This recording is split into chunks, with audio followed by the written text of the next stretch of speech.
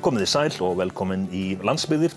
Gestur minn að þessu sinni Árni Gunnarsson sem framkvæmdastjóri Iceland Connect. Vertu velkomin. Takk fyrir.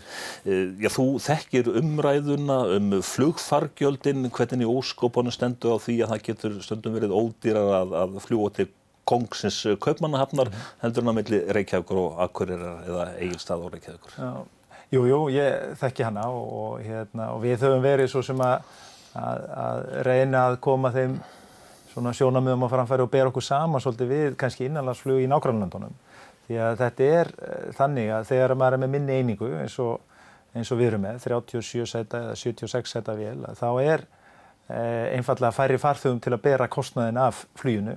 Á sama tíma startkostnaður við hvert flug mjög svipaður. Það þarf jafnmarga flugmenn og það ákveðin, það þarf 2 hreyfla á flesta vélarnar og svo framvegis, þannig að það ákveðin startkostnaður sem fylgir því og það þá að geta dreift honum á 180 eða 200 manns, það bara ólíku saman að jafna, þannig að kostnaðurinn eins og bara í Noregi, Svíþjóð, Danmörku, annars staðar í Evrópu og á innanlandsflugi og svona minni leiðum, hann og verðlagið þar bara mjög sambarlegt því sem við erum að sjá hér. Þannig að þrátt fyrir mjög sterka krónu og svo framvegis, að þá höfum við náð að halda fargjöldunum þó í þessu farvegi, en auðvitað hefðu viljað geta séð lægri fargjöld, en það ákveðnar álögur líka á innanlandsfluginu, skattheimtu og önnur sem krefst líka þess að verð séð með þessum hætti. Já, förum aðeins í gegnum það skattheimta, að þegar maður kemur inn og borgar farseðilinn, að þá nú ýmis opinber gjöld sem eru þar innifælin. Já, hvað ekki að taka mikið? Já, það má segja að það sé kannski 10% sem eru sirka þar. Svona að jafnaði, myndu segja 10–15% eftir hvað liggur í verðbilinu hjá okkur. En það svona að hluta og við fórum í gegnum það fyrir 2–3 árum síðan, 10 milljónir satt, að sjá hvaða möguleika hefðu við ef að hið opinbera kæmi sterkar inn í rekstur flugvallana, þessi almenningssamgöngukerfis og myndi borga þann rekstrakostnað sem hlífst að þeim, þannig að notendur þyrftu ekki að borga fyrir hann sérstaklega, að þá væri hægt að lækka verðlag á innanlandsflugi einhver 10–15%. En reksturinn miða þá við í önnur lönd að hér náttúrulega sem bara veðráttan og ýmis önnur skilyrði gera líka reksturinn svolítið erfiðari. Jú, mikil ósköp. Við búum við það. Hér þurfum við reglulega að fella niður flug út af veðri og það nú kannski stærsta áskorunin iðulega á Vestfjörðum í Ísafirði, þar sem við vorum til dæmis í febrúar, þurftum að fella niður helming uppsettra ferða vegna veðurs.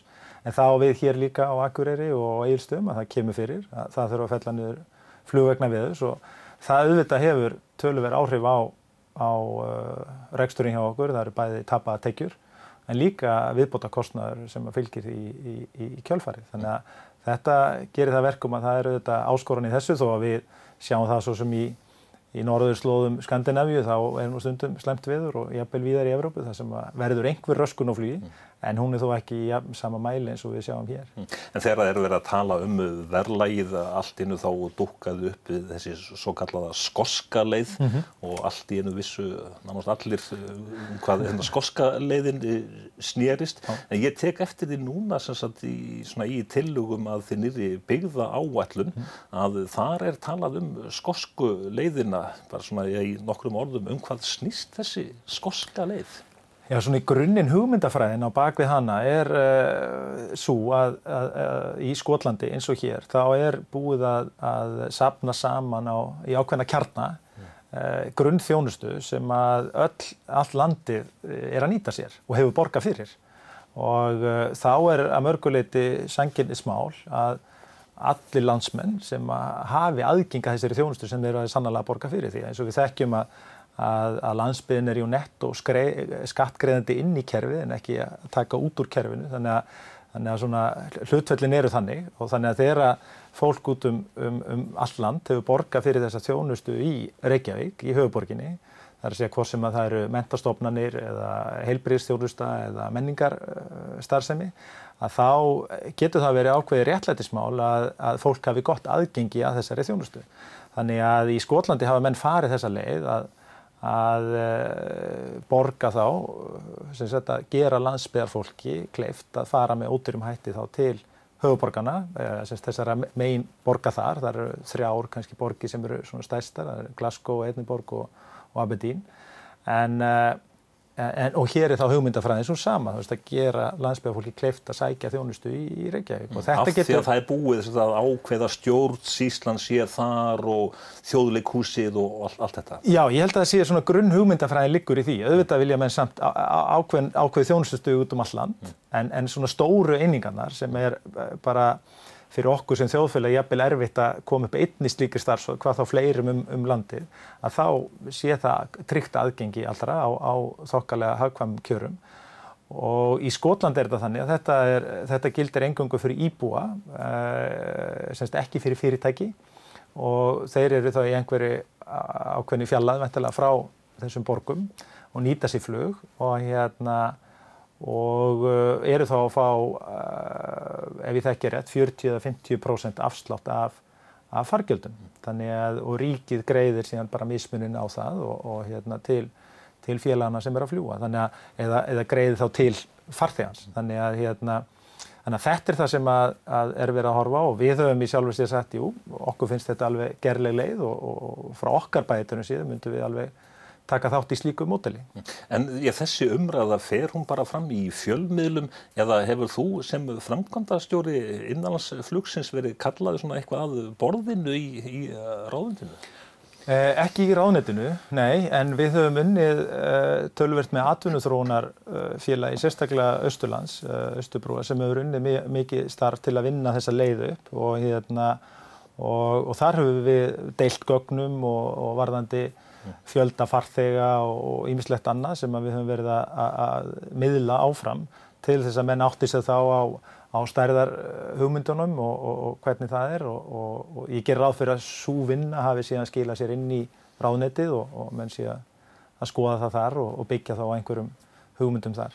En ef þetta á að verða að veruleika, þarf þá í raun og veru ekki að skilgreina innanlandsflug upp á nýtt nokkurn veginn, að þetta verði þá bara svona hluti af samgöngukerfinu, bara líkt bara Herjólfur eða Grímseyjarferjan? Jú, það má auðvitað segja það að mörgu leyti hefur heildarsýnina í almenningssamgöngukerfið að einhverju leyti skort, þar að segja að við sjáum það til dæmis bara, svo við tökum nú bara svona nærtækt dæmi hér frá Akureyri, að þá erum við að fljúga mjög títt inn á Akureyrarflugvöll, en það engar almenningssamgöngur sem taka við þar.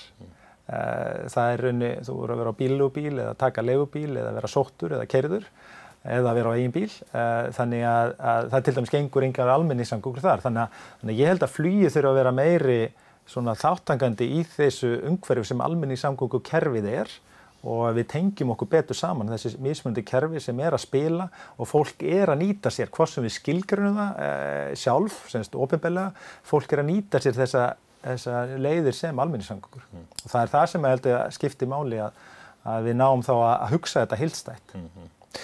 Rekstur flugfélaga hefur tekið miklum breytingum á margan hátt. Ég bara rafræn tækni í dag. Hvernig hlutfallið, hvað það varðar að skrá sig inn rafrænt og svo framvegis? Já, það að bókanir hjá okkur, þær eru 90% farþega bóka hjá okkur í gegnum heimasíðu félagsins. Þannig að það mjög hátt hlutfall. Og við sjáum síðan að við höfum hafið núna möguleikann á rafrænni innritun líka.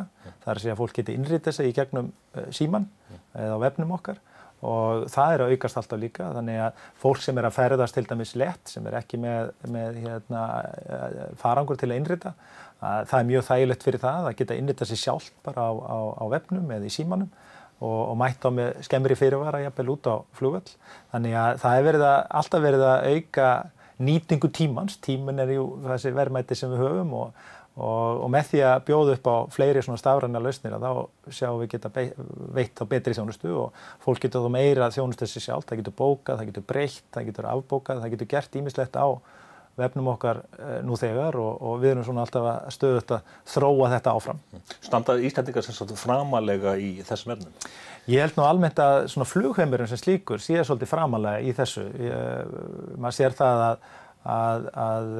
að bóka flug á netinu var mjög snemma komið inn og við tókum upp þessa þjónustu í kringum 2001, þá vorum við reynda kannski með fyrri skipunum í þeim efnum og strax bara örfáum árum seinna var yfir helmingur farþega okkar farin að bóka með þessum hætti. Þannig að já, við erum nokkuð framarlega hvað þetta snertir. Svona eitt svona stóra málið allavega á Akureyri, það millilandaflug. Flugfélagið þitt var með beint flug til Keflavíkur, hætti við og hætti svo við að hætta. Hvernig er staðan í þessum? Já, við sem sagt ákváðum á grunni reynsluna sem var í vetur, það var svona stærri breytingar sem við fórum í gegnum með fyrirtækið, hættum flugi núna í maí líka á Bretland sem við höfum stundað núna í nokkuð tíma. Það kemur í ljósi þessara breytingar sem eru að verða svolítið á ferðaþjónustunni, það eru svona blikur á lofti í henni og við sáum það kannski á undan í okkar tölum að það var svona breski markaðurinn hefur verið að hægja svolítið á sér í komum.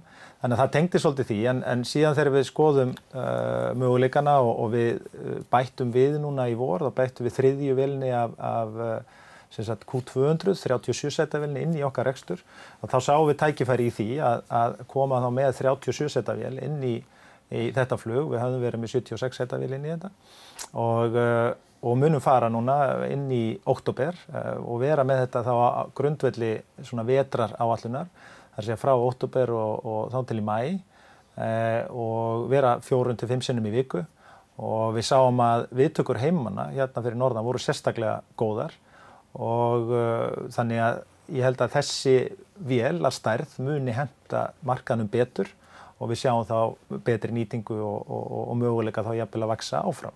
Þannig að það er það sem við svona erum að leggja upp með núna og við sáum eins og ég segi mjög góða viðtökur heimahóls og við sjáum auðvitað líka möguleikan á því að erlendir ferðamenn muni nýta sér þetta flug. Þetta verður áfram með þeim hætti að það verður flogið snemma að morgni þannig að farþegar geta náð morgun brottförum út úr Keflavík og svo þá aftur komið seinni partinn tilbaka frá Keflavík til Akureyrar eftir að flest Evrópuflug eru komin til landsins. Þannig að þetta er svona þessi þjónusta sem við ætlum að bjóða upp á núna í vetur og við sáum að það var mikill áhugi á þessu flugi og þeir sem nýttu sér það voru mjög ánægðir með þjónustuna. En hvað með útlendinga, voru þeir búin að koma auga á þetta? Það er verið að tala að dreifa ferðamönnum betur landið og... Já, ég held að það tekur svolítið lengri tíma að koma þessu á markað þar. Við sáum ekki þau sterku viðbrögð sem við höfum vonast til. Við vorum búin að vinna töluvert mikið markaðsstarf til þess að koma þessu á framfæri meðal erlendra ferðamanna. Við sjáum tækifæri í að byggja það þá með minni einingu núna með svona rólega upp, þannig að það muni svona með tíð og tíma verða öflugri þáttur í þessu flugi. En á meðan ástandið er þannig að það sé í raun og veru bara ein gátt út úr landinu flugleiðis, ef við horfum á innanlandsflugið sem almenningssamgöngur, er hugsanlegt að þetta myndi falla undir þessa skosku leið, að bara beint flug frá Akureyri til Keflavíkur, að það bara falli undir almenningssamgöngur? Já, mér finnst alveg komið til greina að skoða það. Nú þekki ég það ekki bara alveg nákvæmlega hvernig það er útfært eins og í Skotlandi með slíkum hætti. Ég held þetta sé fyrst og fremst eins og ég sagði áðan hugmyndin að sækja þjónustuna til höfuðborgarinnar eða stærri borga, þar sem þjónustu er umfangsmeiri, en það má alveg í mínum huga skoða þennan möguleika líka. Mér finnst það alveg velkomið til greina. Það á að fara að stækka flugstöðina í Keflavík allverulega, 120 til 150 milljarðar sem fjárfesting. Mikið. Einhver kann að segja að þetta þýðir það í raun og veru að uppbygging á millilandaflugi og jafnvel innanlandsflug sé bara í hreinlega hættu. Já, þessir peningar sem eru hugsaðir í þessa uppbyggingu í Keflavík, þeir eru hvaðan eiga þeir að koma og þeir eiga samkvæmt því sem að kynnt ekki að koma úr ríkiskassanum, ekki koma úr fjármálum hins opinbera, heldur að vera á uppbyggingina að greiðast með notendagjöldum. Þannig að notendur, flugrekendur og farþegar, þeir raunni borgi fyrir þessa þjónustu og auðvitað þetta fjárfesting til langs tíma. Þannig að ég held að hún þurfi ekki endilega að hafa áhrif á það að það verði fjárfest í innviðum, öðrum innviðum, fluginnviðum á vegum hins opinbera.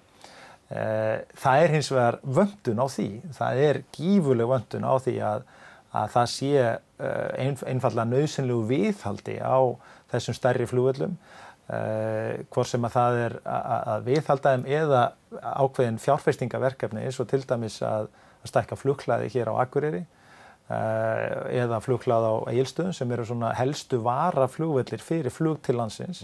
Og við sjáum alveg fram á það að það bráðnauðsynlegt að fjárfesta í slíkum innviðum til þess að bæði styrkja þessa flugvelli og líka geta sinnt á þessu varaflugvallar hlutverki sínu. Þannig að ég vil ekki endilega setja samansemmerki á milli þess að Keflavíkurflugvöllur fjárfesting þar og að það hái þá fjárfestingun í öðrum flugvöllum því að það á að vera ólíkum, sitthvorum vasanum tekið ef ég skil uppsetninguna rétt. En ég held hins vegar sama tíma að það skorti verulega á það að þið opinbera leggji í innviða fjárfestingu í flugvöllum. En fyrir innanlandsflugi þessi staðir sem að þið eruð að fljúga á, svona, hvað þarf helst að bæta? Það Ísafjörður, Akureyri, Egilsstaðir. Það komið bara að töluverðu viðhaldsverkefnum á þessum flugvöllum, hvort sem að það malbygga á brautum, ljósabúnaður, afflugsbúnaður og ýmislegt slíkt sem komið að tíma á endurnýjun. Þannig að það heilmikil fjárfesting á þörf á þessum flugvöllum bara til að viðhalda þeim í því formi sem við viljum halda. Þannig að ég held að það sé það sem við þurfum nauðsynlega að vinna í. Vélarnar sem þið yngduð upp í flotanum fyrir einhverjum 2 árum eða það bil. Já. Það svona væntanlega komin svona reynsla á vélarnar.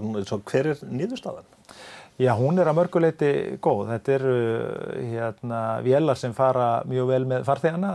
Þeir eru almennt séð mjög ánægðir með að fljúga þessum vélum. Þær eru hraðfleygari heldur en Fokkerinn var.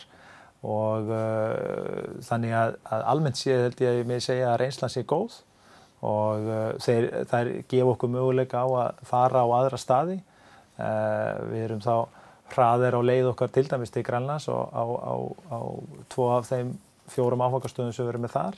Þannig að þetta hefur ákveðna kosti í för með sér og auk þess sem að gefur okkur ákveðin sveigjanleika varðandi það að við erum með 30 sviðsættavél sem við höfum verið með áður, sem sömu tegund, Bombardier, og þessa 76 sviðsættavél, en það eru sömu áhafnir sem geta flogið báðum tegundum. Þannig að það gefur okkur ákveðin sveigjanleika sem nýtist okkur mjög vel. En bara svona sem áhorfandi þá svona ég vil giska maður á eða svona spyr sjálfur ætli þetta hafi allt saman gengið upp hjá þeim. Þið ætlið ykkur líklega að fara meira í svona utanlands rekstur á styttri flugleiðum einhverjum sem að gekk ekki alveg upp. Nei, það alveg rétt og við auðvitað vorum og fórum út í, höfðum ekki bara plönum, heldur fórum út í að fljúga til Bretlands á 2 áfangastaði þar. En það einfaldlega var ekki markaður fyrir þeim leiðum og þá verðum við bara að bregðast við því. En það ekkit endanlegt í þeim efnum. Við horfum áfram, opnum augum á önnur tækifæri og skoðum þau. Hvað, bara með eldsneytisreikningin, hefur hann lækkað? Já, nú það þannig að þetta eru hraðfleygari vélar, þær eru með stærri hreyfla, en eldsneytisreikningurinn svona cirka per sæti, sem við getum sagt að sé kannski það sem skiptir mestu máli, hann nokkuð svipaður. Þannig að eyðsla per sæti svona nokkuð svipuð, en við höfum svona aðra þætti sem að skapa hagræði varðandi þessa vél sem þá í stærðinni á vélina geta tekið fleiri farþega í einu. Þegar maður svona horfir á rekstur flugfélags þá kannski sér maður bara framhliðina, það bara svona flugið, en rekstur félags eins og þú stýrir, það meira bakvið. Já, það heilmikið og margir þættir sem að koma að uppsetningu á einu flugi áður en það framkvæmt. Það þarf auðvitað að skipuleggja flugáætlunina, það þarf að þjálfa mannskap, það þarf að stilla honum upp, það alltaf mikið endurþjálfun, mikla kröfur slíka þætti í flugi, það þarf að manna og búa til vinnuplan, það þarf að viðhalda vélunum, við erum með heilmikla viðhaldsdeild hjá okkur sem sinnir viðhaldi á öllum þessum vélum og svo þarf að selja og markaðsetja flugin og þannig að þetta eru margir þættir sem að koma að þessu til þess að þetta allt saman gangi upp og mikilvægt að allir þessir hlekkir vinni vel saman þannig að framkvæmdin á fluginu sé sem best. Ef að eitthvað fer úrskeiðis, fellur flug og svo framvegis þá þetta bara komið á samfélagsmiðlana bara til tíminn. Já, það má auðvitað segja að svona starfsemi okkar þó að hún sé og við gerum okkur grein fyrir því að hún mjög mikilvæg svona í samfélagslegu samhengi og hefur ávallt verið svona kannski áhugi fjölmiðla og almennings á þessari starfsemi í okkur að það má auðvitað segja með samfélagsmiðlunum hafi umhverfið breyst og það orðið svona meiri og sneggri umræða getum við sagt, það svona oftar komið fyrr umræðan á stað heldur en var en við viljum eiga samtalið og finnst það ekkert slæmt að farþegar gefa okkur líka aðhald með okkur þjónustu, við gerum okkur grein fyrir að hún mikilvæg og skiptir máli. Ánægju Vogin, svona hvernig stendur hún? Já, svona almennt séð eru farþegar mjög ánægðir með þá þætti sem við erum að mæla. Við gerum reglulega þjónustukannanir, búin að gera áratugum saman að heyra í okkar fólki með könnunum og við erum annars lagi með rýnihópa líka sem við viljum fá svona beint í æð hvernig fólk að horfa á okkar þjónustu. Það almennt séð skiptir mestu máli, það stundvísin í fluginu. Það að það gangi vel innritunin og þjónustan borð og í öllum þessum þáttum eru farþegar almennt séð að gefa okkur mjög góða einkunn. Það nú margir sérfræðingar í landinu flug. Jú, mikil ósköp og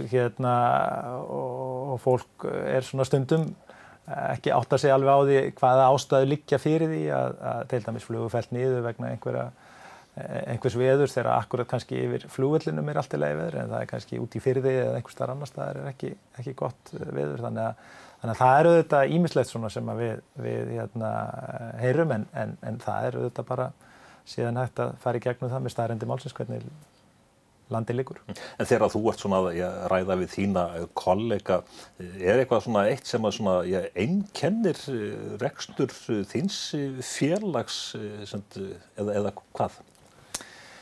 Já, svona almennt séð má kannski segja þegar við horfum á svona evrópska kollega okkar í svona svipari stærð af rekstri þá eru þeir margir í ekkert kannski ósvipari stöð og við þar að segja vera mjög mikilvægir fyrir sín samfélög, tengjandi eyjar eða afskeft landsvæði eða svona smærri byggðir þannig að og mikilvægi þjónustunnar mikið stundum ekki valkostur að fara með neinum öðrum ferðamáta á milli hvort sem það þá ferja eða akstur eða annað þannig að það ákveðin samhljómur á milli þess sem að við erum víða að gera en síðan auðvitað eru sumir á okkar kollegum að fljúga inn á mjög stóra flugvelli þar sem önnur vandamál og áskoranir eru og það sem að skiptir meira máli að eiga frátekinn tíma til þess að fá lendingaleyfi og annað slíkt og það kannski einfaldara hér. En þegar þið eruð í einhverjum rýnihópum, hvernig sérðu bara nánustu framtíð fyrir þér hvað varðar reksturinn og starfsemi? Ég held að það sé að mörgu leyti mikil tækifæri áframhaldandi í innanlandsflugi. Ég sé það að hlutdeild til dæmis erlendra ferðamanna hefur verið að vaxa í þeim þætti sem við erum að sjá í innanlandsfluginu og við sjáum auðvitað aukinn hraða í samfélaginu og aukna áherslu á góðar samgöngur. Ég held að við getum séð fyrir okkur að innanlandsflugi eins og við þekkjum það frá Reykjavíkurflugvelli, það muni halda sínum sessi en við getum smátt og smátt byggt upp líka tengingar við alþjóðaflugvellinn, þar segja við Keflavík og getum þá séð fram á enn frekari uppbyggingu í tengslum við það, bæði fyrir heimafólk en ekki síður til að fá ferðamenn til að ferðast í auknum mæli landið og það held ég svona það sem að ég sé sem okkar hlutverk í því að koma ferðamönnum víðar landið og gera þeim allt landið aðgengilegt í þessari stærstu atvinnugrein þjóðarinnar eins og hún er orðið núna á stuttum tíma að þá held ég að það sé okkar hlutverk og ég sé mikla framtíðarmöguleika í því fyrir okkur. En viðvörunarbjöllurnar? Já, það auðvitað svona ýmislegt í því. Ég held að umræðan til dæmis Reykjavíkurflugvöll og hún hefur oft verið okkur erfið og við sjáum að það erfitt að fá leyfi til að koma aðstöðunni þar í svona skikkalegt horf. Það að segja að fá að stækka einhverjar byggingar eða þó þess ekki bara nema malbyggun á bílastæði annars slíkt. Ýmislegt búið að vera í veginu þar. Þannig að það auðvitað eitthvað sem að háir okkur svona í daglegri starfsemi. En það eitthvað sem ég held að við náum nú svona með tíð og tíma að leysa farsællega. Heldur að enda ekki bara þannig að innanlandsflugið verði í Keflavík? Ég held að það verði ekki ofan á. Mér sýnist það að vera nú svona hvort sem að það talað við fólk sem í borgarstjórn, sem nú reynda að vera að mynda nýja meirihluta núna eins og víða land, að þá held ég að það sé nú svona nokkuð samhljómur í því að Keflavík sé ekki valkostur fyrir innanlandsflugi og í þessum uppbyggingu sem varst að tala áðan, að þá ekki gert ráð fyrir neinu innanlandsflugi þar. Þannig að ég held að það sé ekki verið að gera ráð fyrir því. Við höfum síðan verið í umræðinu, við höfum ekki komið inn á það núna, en það Hvassahraun sem valkost í þeim efnum og ég held að menni að skoða þann valkost svolítið til lengri tíma litið. Við erum svolítið í þessum plönum sem verið að leggja fram núna af hendi Isavia, varðandi uppbyggingar áform þar og nauðsynlega uppbyggingu þar. Að þá svolítið verið að byggja í kringum flugstöð sem ekki að henta og ég velti því nú alveg fyrir mér hvort að það sé hagkvæmasti kosturinn eða hvort að það sé kannski gáfulegt að fara á nýjan stað og byggja upp að nýju og tengja þá með góðum hætti bæði innanlands- og millilandaflug en ekki síður þá að færa millilandaflugi svolítið nær höfuðborginni og stytta þá ferðatíma allra þeirra sem að nýta sér hann og þá auðvitað líka stytta ferðatíma þeirra sem eru á landsbyggðinni með því að fljúga á alþjóðaflugvöll. Það svolítið svona trúarbrögð með það móti? Ég held að einhverju leyti getur það verið það en ég held að meðan við erum ekki að horfa á að aðrar almenningssamgöngur séu í landinu sem að þjóni því hlutverki sem að flugið hefur. Við erum ekki með lestarsamgöngur og það tekur tíma að keyra á milli landshluta og annað slíkt. Að þá sé ég ekki fyrir mér annað heldur en að svona umferðarmiðstöðin verði í Vatnsmýrinni því að það þar sem að við þurfum að sækja þjónustu og stjórnsýslan þar og annað slíkt. Þannig að ég held að við séum ekki að fara að leggja þessa umferðarstöð okkar niður þarna í Vatnsmýrinni nema annar valkostur sé fyrir hendi og hann ekki fyrir hendi í Keflavík. Það nokkuð skýr valkostur sem að menn ekki að fara eftir. Þannig að ég held að það liggi nokkuð hreint fyrir.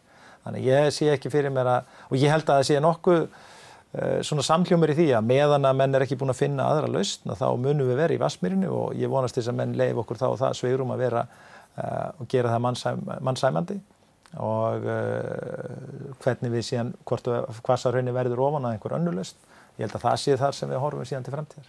Árni, þú ert talnamaður, töluverður. Hefurðu tölu á því hversu oft þú hefur flogið á milli Reykjavík og Akureyrar? Nei, ég hef það nú ekki en það eru orðnar nokkuð margar ferðirnar. Ég búinn að vera hjá félaginu núna í tæp 20 ár þannig að það eru orðnar nokkuð margar á því tímabili og auk þess að vera notandi í innanlandsflugi fyrir þann tíma. Árni Gunnarsson, bara þakka þér fyrir spjallið. Takk sömuleiðis.